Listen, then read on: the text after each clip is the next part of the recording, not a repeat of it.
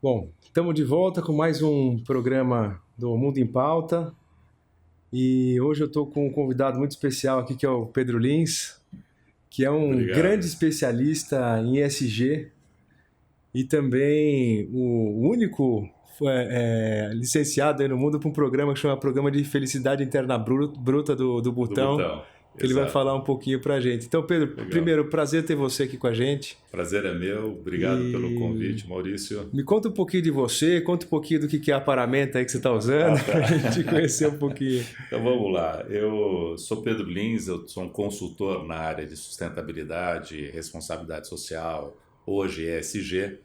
Eu brinco, Maurício, que eu não falo que eu sou um especialista, que eu brinco que especialista é muito chato, ele quer ensinar, né? Então eu sou uma pessoa que tem uma vivência, uma experiência global no mundo nesses temas. Américas, Europa, África e Ásia e até Oriente Médio. Eu já tive a oportunidade de trabalhar em todos esses lugares.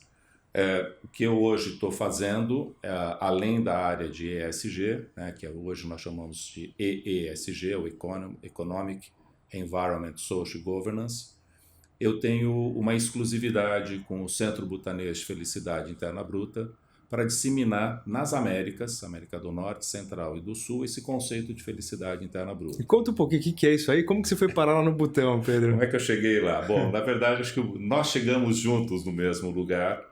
Eu fiz uma pós-graduação em Harvard, na Harvard Kennedy School, entre 2013 e 2004. E um dos meus colegas, um dos meus classmates, é o atual primeiro-ministro do Butão. Olha só, Então eu conheço esse tema há 21 anos, puxa, quando eu tive a oportunidade de estar com o Charing em Boston fazendo essa nossa pós-graduação.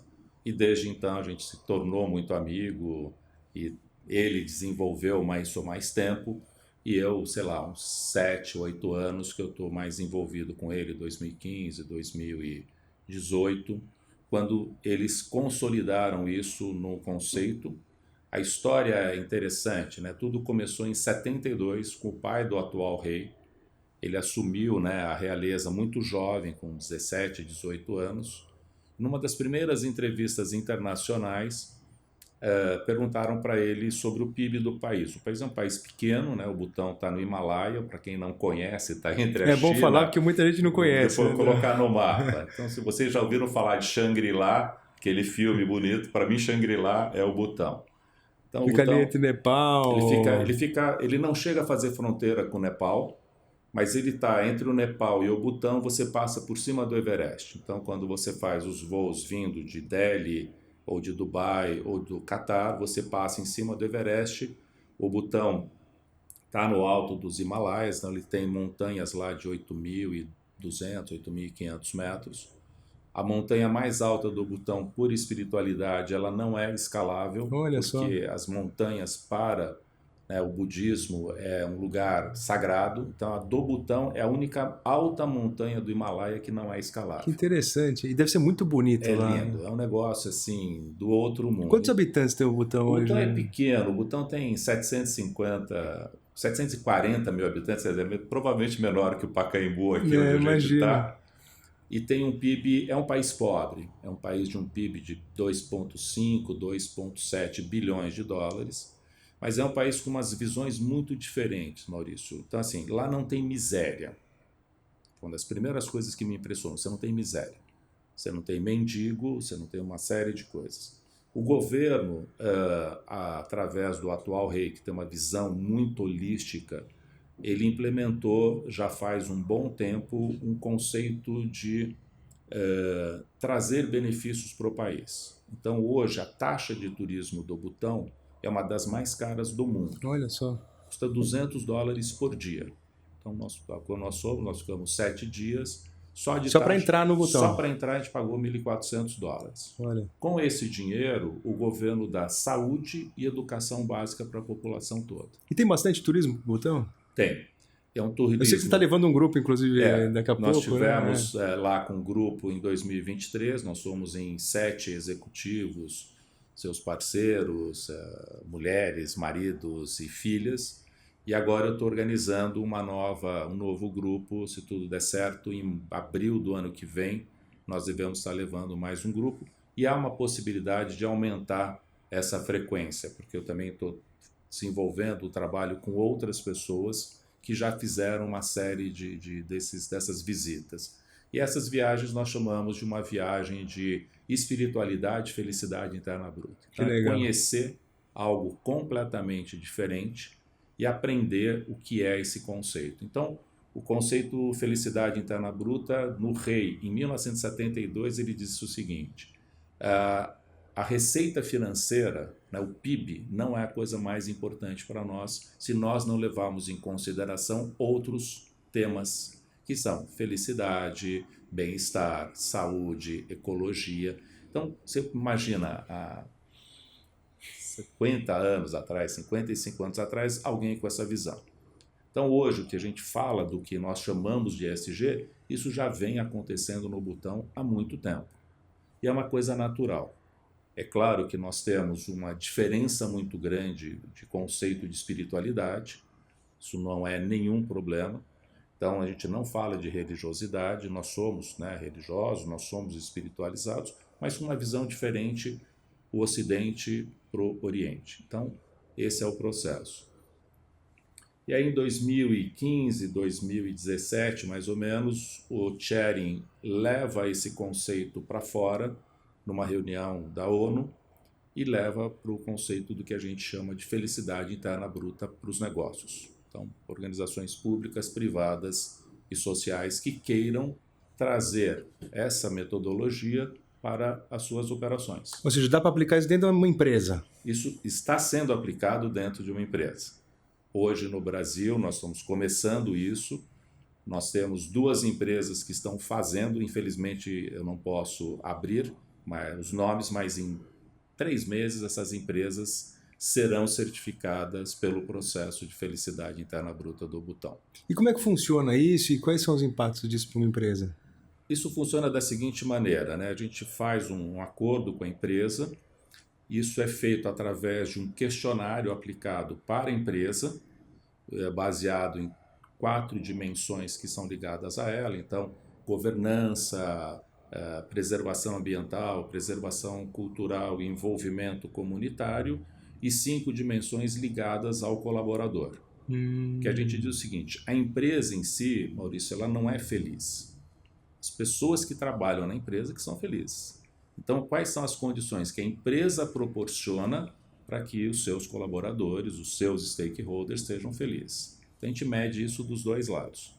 E é interessante porque hoje em dia a qualidade de ambiente de trabalho é um tema super em voga, né? Mas Total. pouco se fala sobre felicidade no ambiente de trabalho, né? Ainda é um tema que eu vou chamar novo, se a gente puder falar assim, meio incipiente, mas hoje vai ter até uma própria legislação brasileira, né? A NR1 vai falar sobre isso.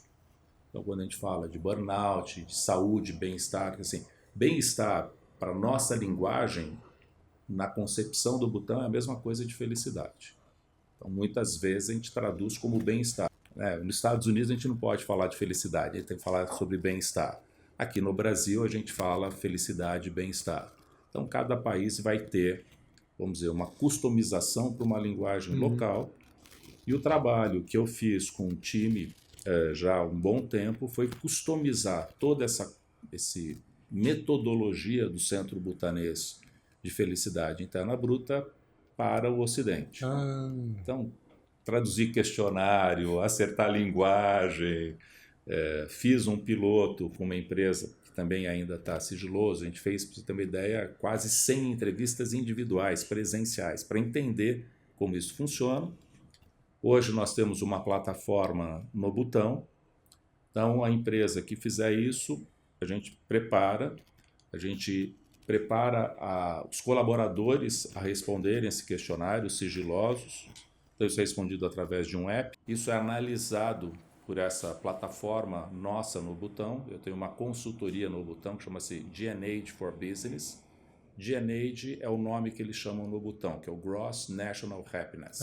Felicidade interna bruta em inglês. Lá eles não medem, né, o PIB, eles medem o FIB, e nós traduzimos isso DNA for Business. E Então, aí o formulário que é preenchido aqui vai ser analisado lá no botão, vai então, ser analisado segundo a no botão, metodologia. ele é estruturado, então essas informações chegam, eu não sei quem respondeu, e depois isso vai para o Centro Butanês de Felicidade Interna Bruta, e o Centro Butanês faz uma comparação do que ele chama dos valores de felicidade do centro comparado com os valores de felicidade da empresa. E aí você tem uma certificação de 1 a 5 estrelas, acompanhando o percentual que esses valores estão alinhados. E aí, por exemplo, uma empresa brasileira que não conhece isso, né? Se submeteu a esse formulário e tal, e de repente vai descobrir uma série de pontos ali que não estão alinhados dentro dessa metodologia do botão.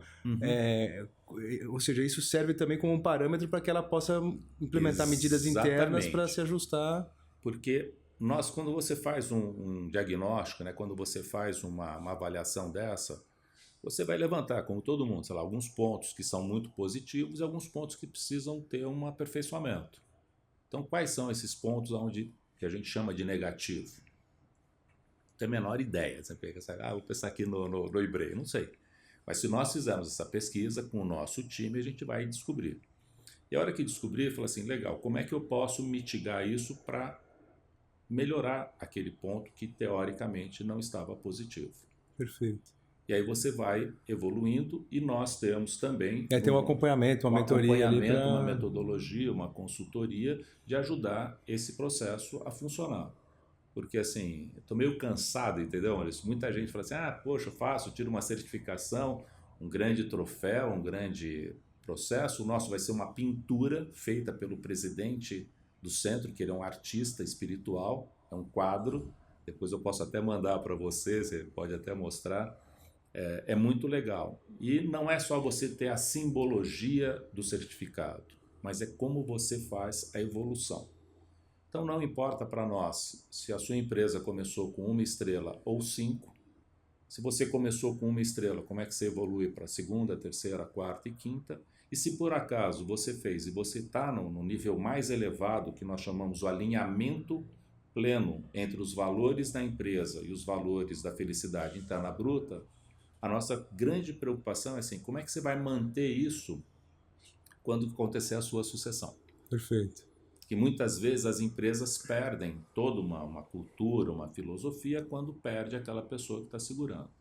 E se nós não tivermos, na minha opinião, isso, a empresa começa a decair. Então, vocês conhecem, né, sendo de um segmento empresarial, né, de empresas de exportação e relações internacionais, é muito simples, né? Não é muito simples, mas acontece se você não tem isso daí enraizado na cultura.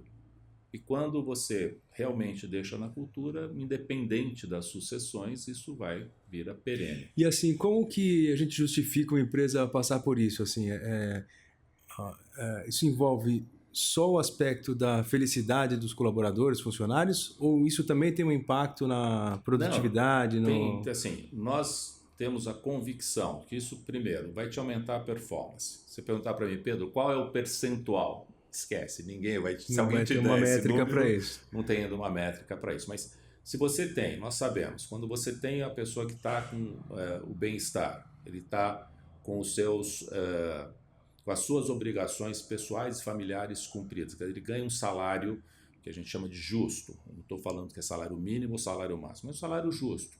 Que ele consiga cumprir as suas responsabilidades pessoais e profissionais. Ele tem um ambiente legal. Ele vai te produzir mais, ele vai trazer mais produção, seja no escritório, seja dentro de uma linha, de uma indústria, não importa. Né? Que seja numa área de tecnologia. Então, o que leva essas pessoas à felicidade?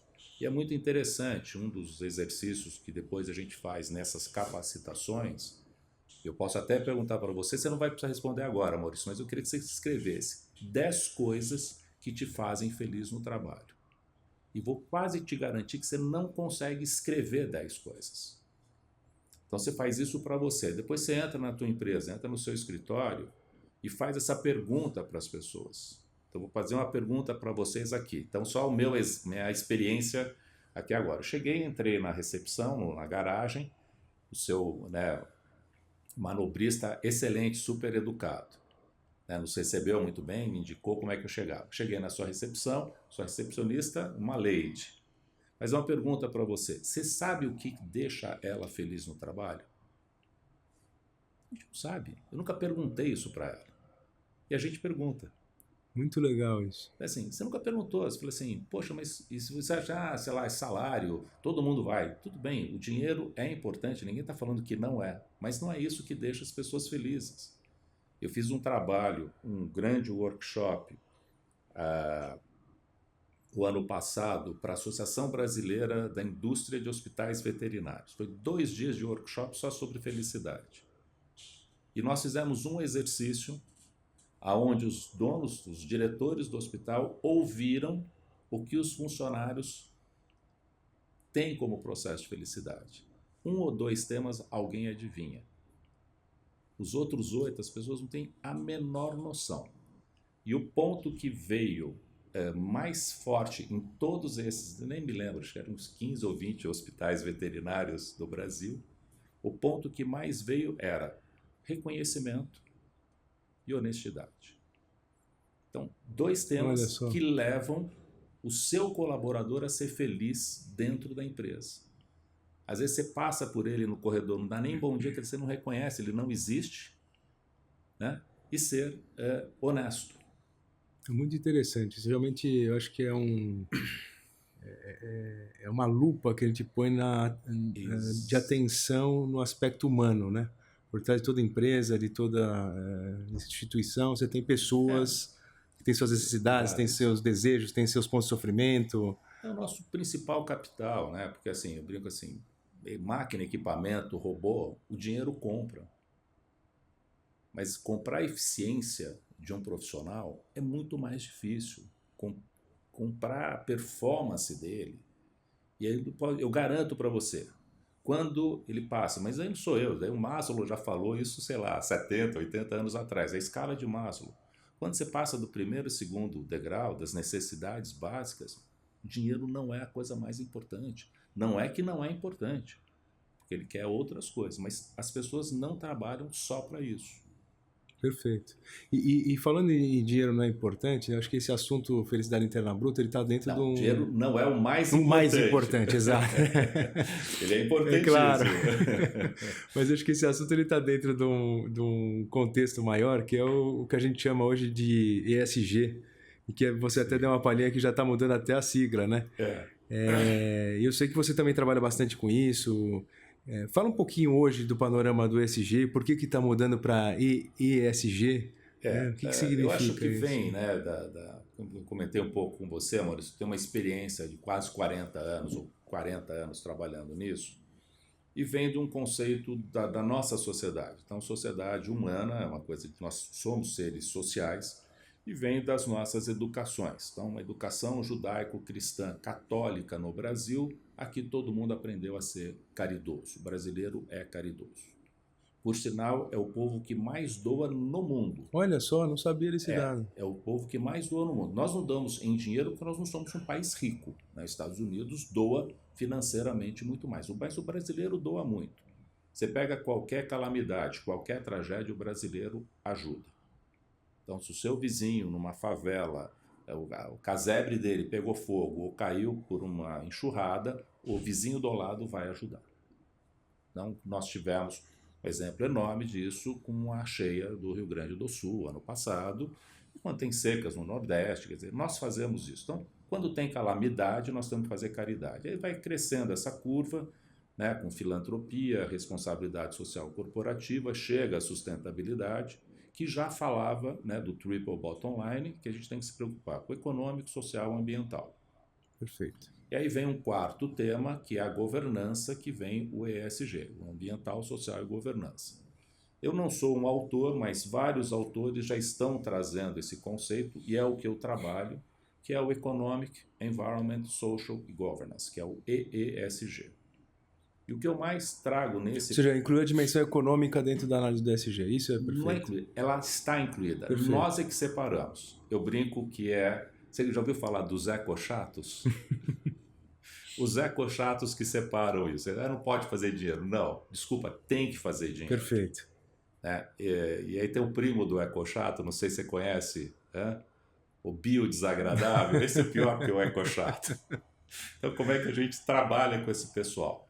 E um dos trabalhos que eu fiz na minha vida, no Banco Mundial, no Instituto do Banco Mundial de 2003 a 2007, quer dizer, antes de lançar o conceito de ESG, pela mesma instituição, o Banco Mundial, nós trabalhamos com 4 pilares. Então, uma empresa centenária, uma empresa perene, uma empresa que vive num longo tempo, ela precisa ter 4 pontos que ela se baseia. Um deles chama-se prosperidade econômica. Sem prosperidade econômica, você não tem perenidade. Se você viver no déficit, numa hora ninguém vai te sustentar, que seja indústria privada, pública ou social. Perfeito. Empresa privada, pública ou social. Governo quebra, ONG quebra, empresa quebra se não tiver prosperidade econômica. No caso de governo e organização social, como eles não produzem a riqueza, eles não podem ter déficit, tem que ter superávit. É só isso. A diferença é que o governo e a organização social não distribui capital, mas tem que ter superávit. Então, prosperidade econômica. O segundo ponto é a equidade social. Se você não tem uma equidade com seus stakeholders internos, seus colaboradores, e os seus stakeholders externos, sociedade, comunidade, onde está inserido, desculpa, como é que você vai viver? O terceiro ponto é a sustentabilidade ambiental. Aí o nome está correto. Se você denegrir ou acabar com a sua fonte de matéria-prima ou tiver uma grande contaminação, você está fora do mercado. Um exemplo que eu tenho, sou um pouquinho mais velho que você, é a Union Carbide, quando teve o acidente de Bhopal na Índia. Acabou, aquela empresa sumiu. E ela era uma das 5 sisters da indústria química no mundo. Acabou, não existe mais. Então, várias empresas morrem por falta de sustentabilidade ambiental. E o quarto pilar, para mim tão importante hoje, ainda não tão levado em conta, que é a vitalidade da governança e da cultura corporativa. Se você não tiver um balanço desses 4 pilares, Maurício, a tua empresa não será centenária, simples assim. E você sabe que você está colocando isso, é um aspecto tão importante, a gente que é do meio empresarial, a gente percebe que assim, nós temos muitas pautas importantes a serem tratadas, mas a gente não pode perder a dimensão econômica. Não. Nós estamos discutindo aqui no outro episódio justamente, por exemplo, o que aconteceu com a OMC, né, que é um organismo multilateral de comércio, que foi criado com uma função importantíssima, né, que é de regular as relações comerciais do mundo. E hoje nós estamos vivendo um momento de ingerências muito grandes dos Estados Unidos. E o que acontece? Esses organismos hoje perderam a força, e muito disso foi por conta do sequestro da pauta para os temas de social, que são temas super importantes, mas eles tiraram a pauta principal de um organismo como esse, que é a pauta econômica, né? Então isso é super importante não perder de vista, né? O que eu coloco, o que eu aprendi com os meus grandes mestres, Maurício, você tem que ter um balanço, tá certo? Assim, qual é o balanço? É 25, 25, 25, 25? Não sei. Isso é circunstancial. Tem momentos que você precisa fazer reservas, por exemplo, antes da pandemia, para quando chegar a pandemia você trabalhar em cima disso. Então, você ter a riqueza, preservar isso, não tem nem o que discutir. Não conheço nenhuma empresa centenária que não tenha reserva.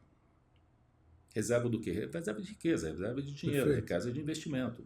Senão você quebra. Simples assim. Mas se você também não pode ter nenhuma empresa que não tenha uma responsabilidade com a equidade social. Então, maximização de lucro, não acho que é ruim. Você tem que ter lucro, uma maximização em cima de quem?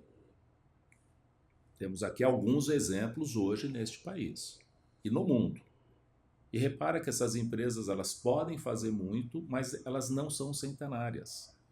Elas morrem na primeira, na segunda ou na terceira geração.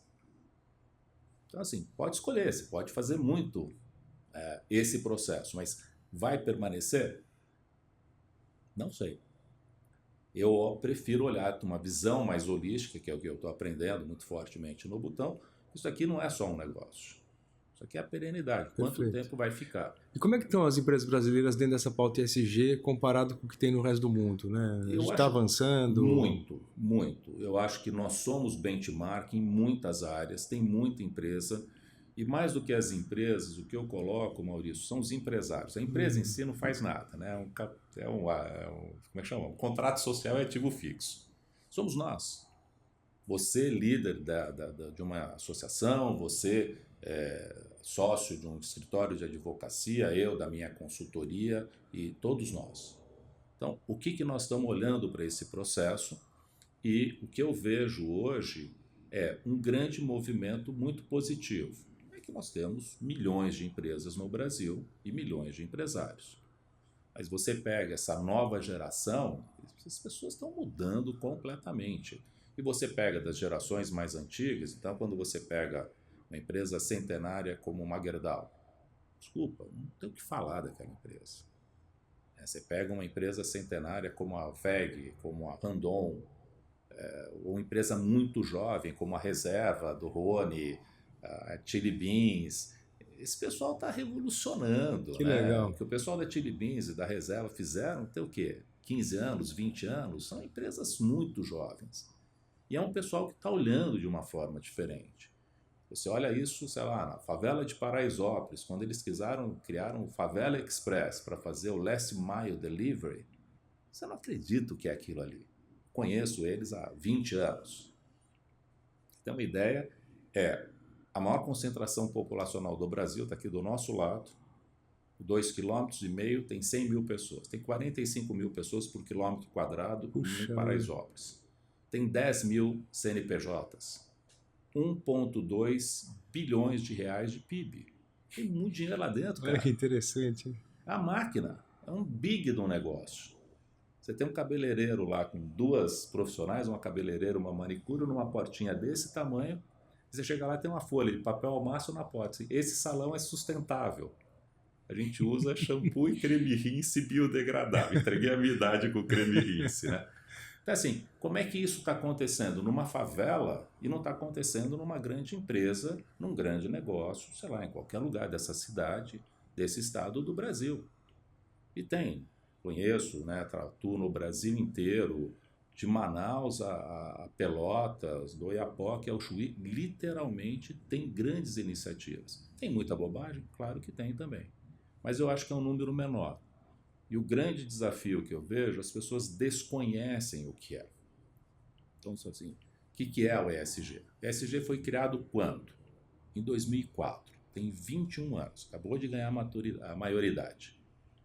Criado por os 2 organismos que são os pioneiros e maiores no seu segmento. O Banco Mundial, o maior banco de fomento do mundo, e a ONU, que é a maior agência de fomento do mundo.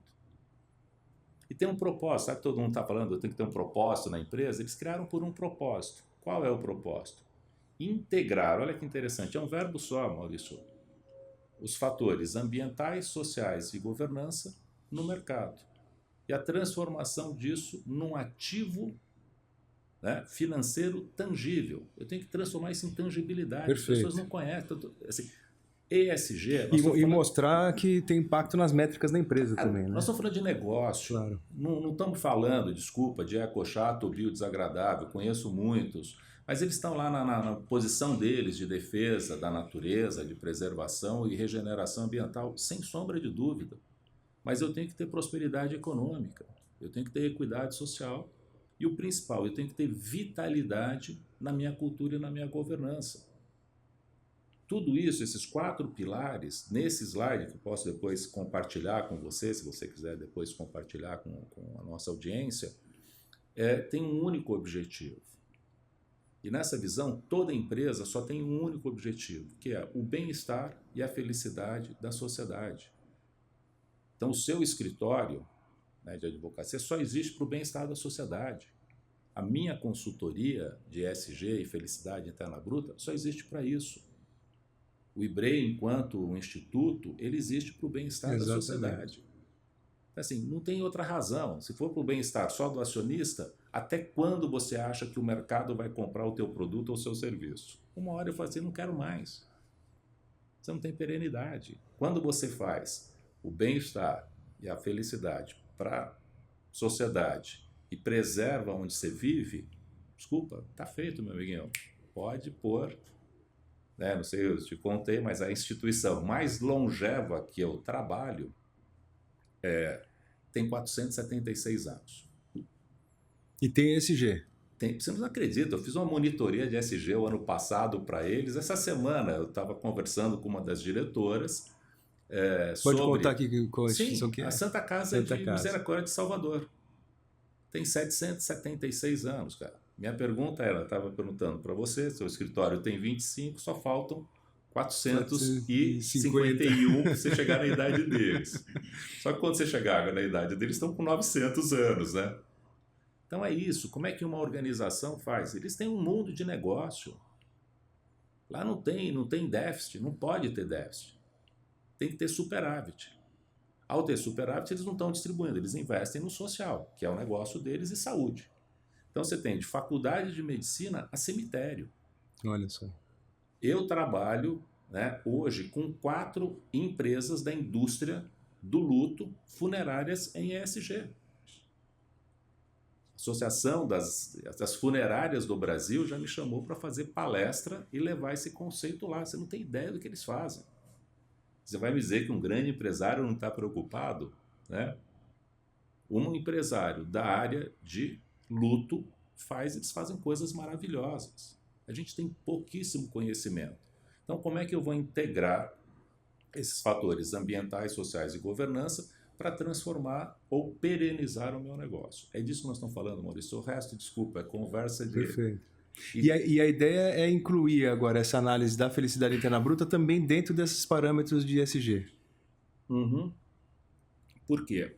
Na verdade, esses pontos da felicidade interna bruta que foram criados, né, começando em 72, depois consolidados pela final dos anos 90, quando se criou o Centro Butanês, e hoje nós temos lá o nosso grande guru, né, o Karma Ura, que já veio para o Brasil, talvez volte de novo para cá. Como é que você traz esses conceitos para um mundo que não percebe isso? Quando você olha as 4 dimensões que são medidas pelas empresas, todas elas são relacionadas ao ESG. Então eu digo assim, o ESG foi beber na fonte da felicidade interna bruta, porque foi criado antes. Felicidade interna bruta foi beber na fonte de outros pontos. Isso aí é um conhecimento de um estudo de uma amiga minha, uma professora da Unicamp. A gente fala disso na era moderna, que a gente chama ESG hoje, desde 1798, quando um grande filósofo inglês, von Matheus, escreveu um termo, né, um paper sobre princípios da população. População é o S do ESG. Aí vem capitalismo, revolução industrial, cooperativismo. Um grande marco na área social do ESG é de 1948, que é a Declaração Universal dos Direitos Humanos. Perfeito.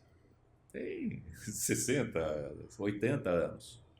Como é que você não lê algo que tem 80 anos? Agora, surgiu 2018, 2019, na pandemia surgiu o ESG. As pessoas não desconhecem. Esse é um grande desafio, entendeu, Maurício? Como é que a gente quebra esse paradigma? Então você falou que esse assunto ESG começou lá no Banco Mundial uns 20 e poucos anos atrás. Em 2004. No Brasil chegou um pouco depois, né? Assim, pelo menos o awareness desse tema.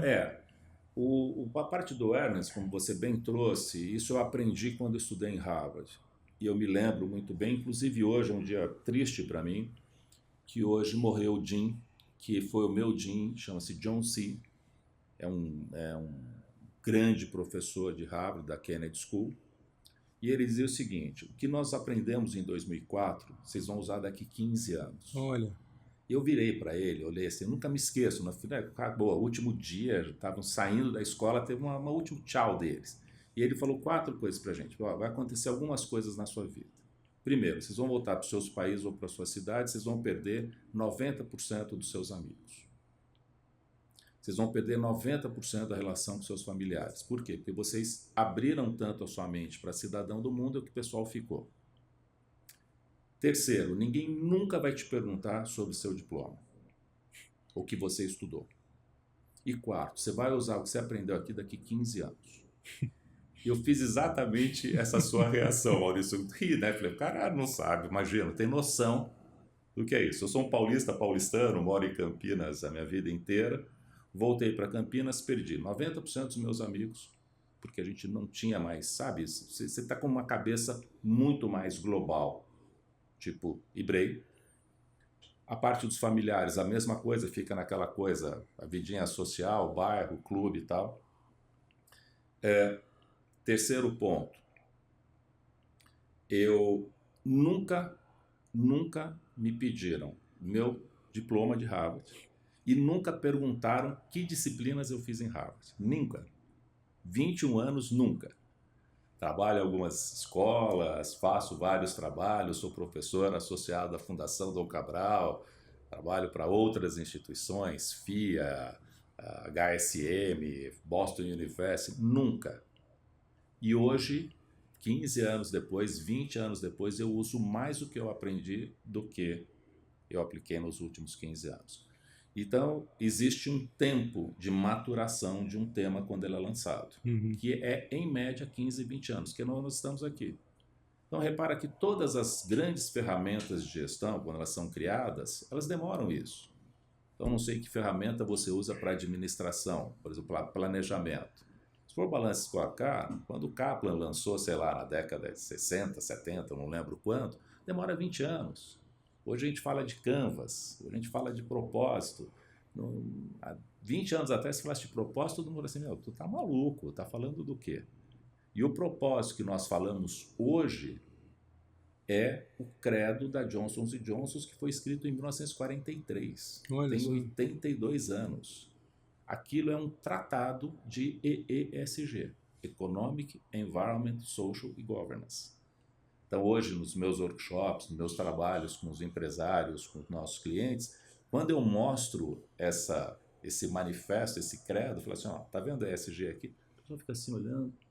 E foi escrito em 1943. Que coisa. Mas, de qualquer forma, é bom ver que assim, tem o tempo de maturação, mas quando chega o momento, aí a coisa avança, né? Porque a gente vê que nesses últimos anos o que tem crescido esse assunto é quase pauta obrigatória de tudo que é empresa. Você está fora, apesar do movimento woke, o anti-ESG, vai acontecer, né? Está acontecendo, isso vem de um movimento de direita, eu não discuto direita e esquerda, mas as ações, elas não pararão, por quê? Porque elas levam ao bem-estar e à felicidade da sociedade. Se você não tiver isso, você não tem a sua empresa perene.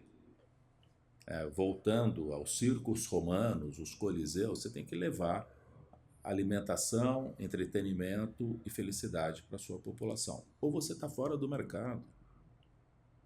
Por que eu vou comprar um produto ou um serviço seu se esse produto me prejudica? Hello, fique esperto, meu filho. Se você não está me dando uma segurança, se você não está me dando um bem-estar, não adianta você tirar de um lado e colocar do outro. Você destrói você faz uma contaminação do solo do lado da minha casa. Desculpa, não vou comprar seu produto, não quero isso. Eu moro do lado de um posto de gasolina. Então, assim, sei exatamente o que é isso. Então, hello, pega uma criança, não sei se você tem filhos, mas... Tenho dois. Que idade? 9 e 6. 9 e 6. Pega o seu filho de 6 anos, tá?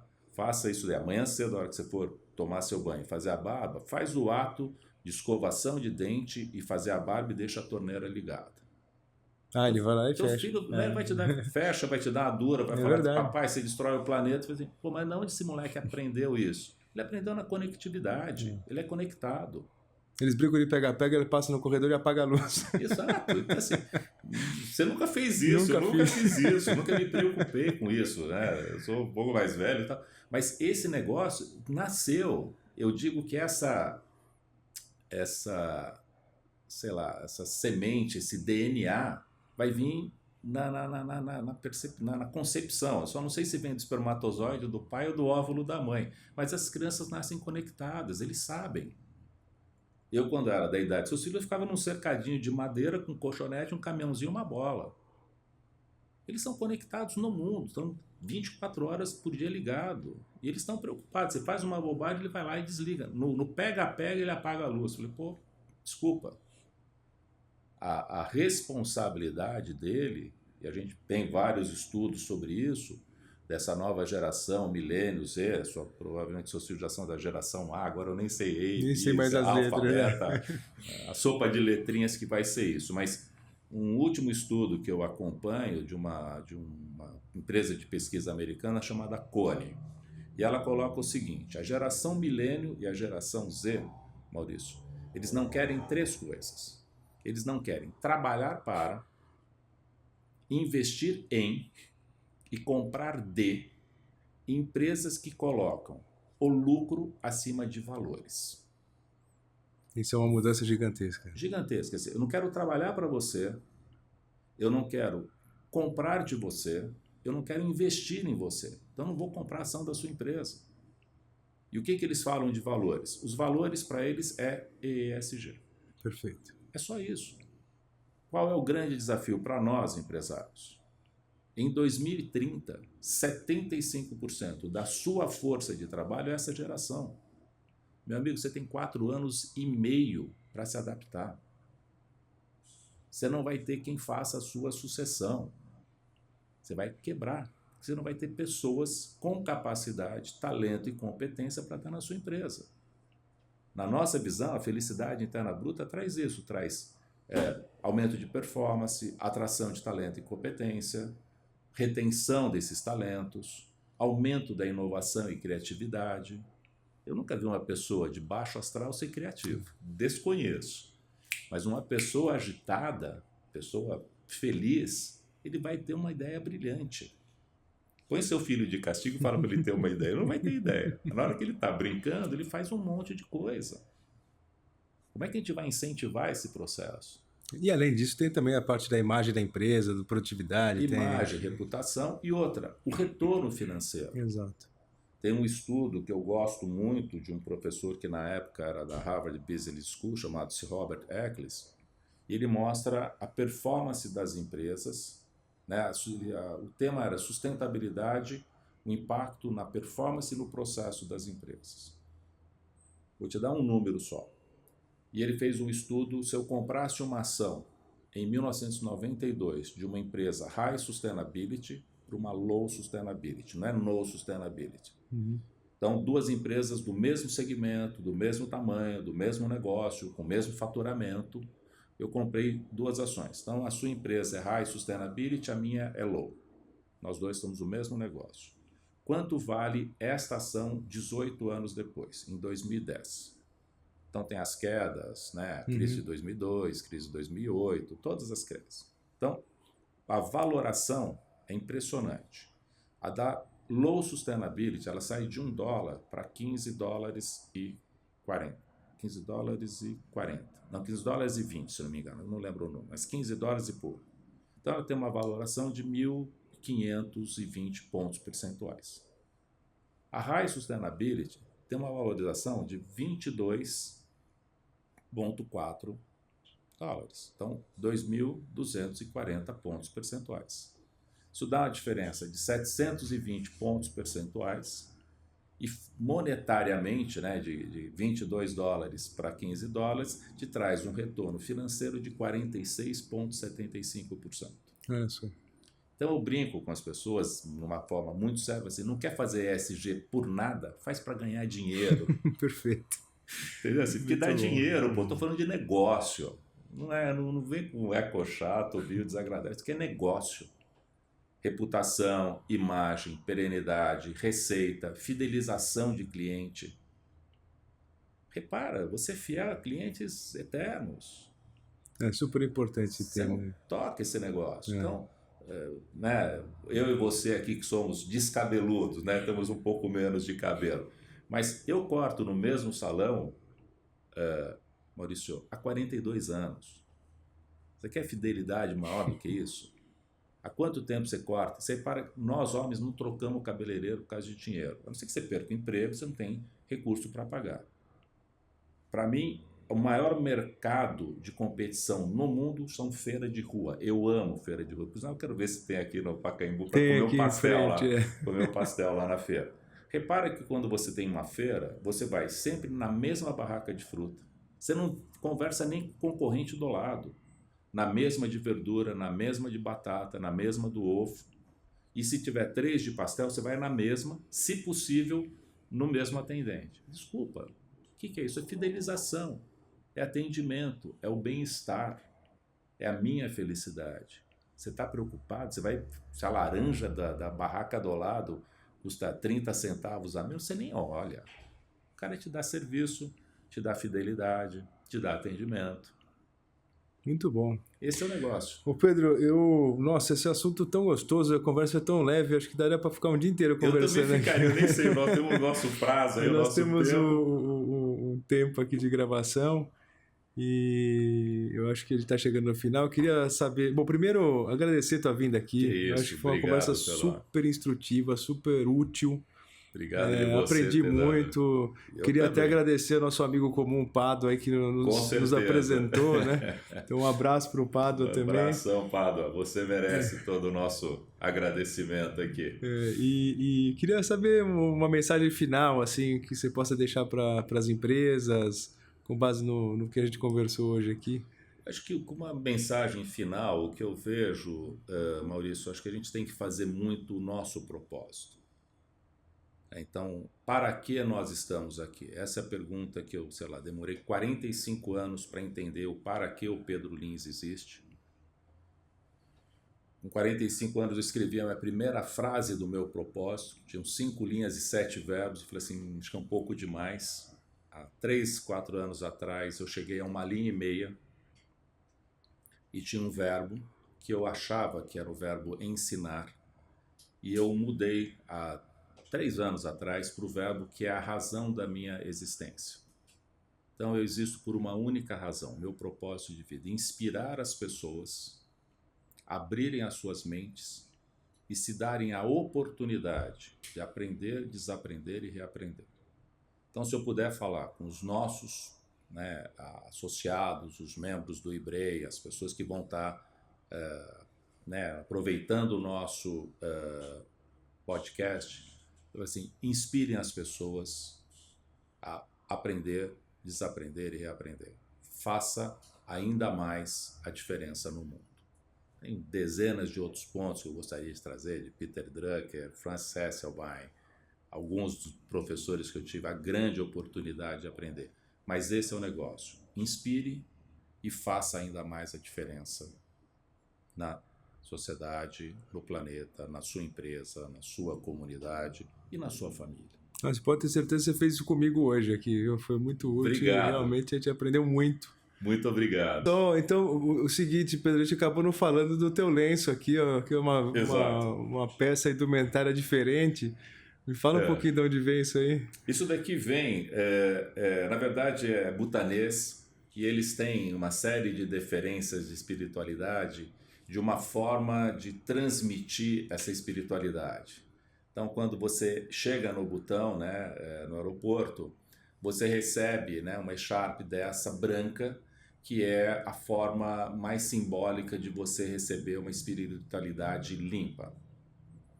E a tradição deles é usar isso como vestimenta. Então, faz parte, essa daqui colorida, tem uns bordados. Então, isso é uma forma de você ter um complemento daquilo que você é. E eu acho legal, Então, assim, antigamente, usava terno, usava gravata, usava um monte de coisa. Hoje a gente está, graças a Deus, mais solto neste processo. Mas é algo que te leva a estar ligado a uma espiritualidade maior pelas próprias cores, Aquelas bandeirinhas que eles usam no Himalaia. Tudo aquilo tem uma representatividade e fala, entre outras coisas, até o porquê que o homem sofre, Então, o homem não é feliz porque ele carrega 3 venenos. Então, como é que você se liberta desses venenos? Que é a ignorância, a ganância e a raiva. E essas três situações você aprende. Não é ignorância de educação, aquela pessoa ignorante, aquela pessoa estúpida. Então, o Buda que representa isso é um Buda com uma espada, para você cortar a ignorância, para você que bonito. ser uma evolução espiritual. A ganância, não preciso falar que todo mundo sabe que é isso. Toda vez que eu sou ganancioso, eu estou ganhando em cima de alguém, né? E a raiva, quando eu aprendi isso, foi na frente de um mosteiro lá do Tiger Nest com o nosso guia, que é um cara muito espiritual, e ele explicou que eram esses 3 representados por animais. E eu virei para ele e falei assim, né? Nima, o nome dele. Nima, eu acho que eu não sou uma pessoa ignorante, sou uma pessoa que tem uma vivência, uma experiência, uma cultura interessante. Ganância, nunca fui ganancioso, nunca, sei lá, quis passar em cima de alguém. Mas eu virei para ele e falei assim, puta, raiva eu tenho, né? De vez em quando, assim. Aí eu brinco, né? Torço para Ponte Preta, nunca foi campeã, tal. Ele falou assim, Pedro, mas esse processo da raiva não é a raiva, sei lá, você bateu o pé na cadeira, teve alguma coisa errada. Ele chama do ressentimento. Então, quando você guarda os seus ressentimentos, as suas mágoas, as suas tristezas, se você tiver esses 3 venenos, eles chamam de venenos, você não vai ser feliz. E esses 3 venenos nós aprendemos na vida, Maurício. Então, se você não for ignorante, se você não for ganancioso e você não guardar os seus ressentimentos, você vai ser feliz. Que bonito, uma mensagem bem simples. E aí isso simples. Representa de alguma forma tudo isso? Essas formas de como você, nem sei te dizer, se liberta, mas como você se preocupa, como é que você se liga para esse processo. Então, quando eu uso, né, essas E-Chapes, parece muito interessante. Eu me sinto muito mais sereno, sabe? Eu sinto tranquilo, estou aqui, ficaria aqui com você horas batendo papo. Não sei se o nosso pessoal aí de estúdio está gostando e tal, mas como é que a gente quebra esses paradigmas? Então, isso é uma coisa que vale. Então, legal, valeu. Como o nosso pós. Valeu a dedo aí, muito bom. Legal. Obrigado. Então, e mais uma vez, obrigado pela oportunidade. Queria agradecer o Ibrei, estou à disposição de vocês sempre que quiser para a gente continuar este papo e outros papos. É isso aí, obrigado, meu Obrigadão. cara. Forte abraço. Valeu.